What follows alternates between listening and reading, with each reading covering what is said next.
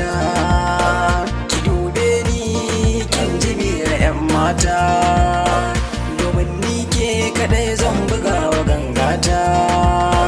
Soyayya ni da ke rambu ne ya kullata, mutum ko aljan ba su iya kwance ta. Amira amsa kira tun da kin zamo ta daya, duka 'yan mata kin baro su can baya, ko cikin makaranta ke kike zuwa ta daya. Ni walla na dace da mai ladabi gwanar kunya, dole in nace akan san kibarin sanya.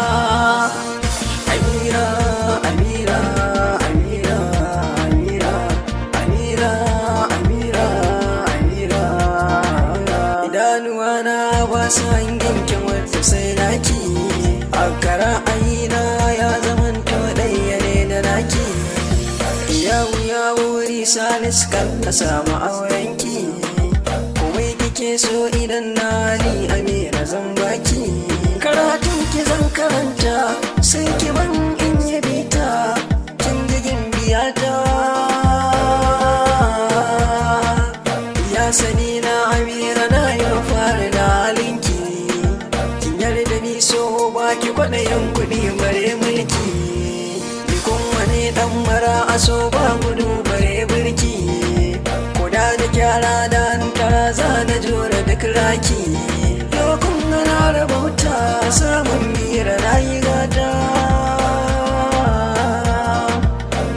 Amira, Amira, Amira, Amira, Amira, Amira, Amira.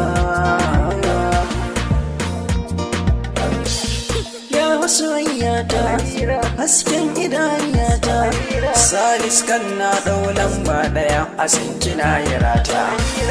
Dukkanin samarin ki ne kaɗai kika kira mazanta, akaɗin ya sani na baki fansa ta rayuwata. Kan na iso da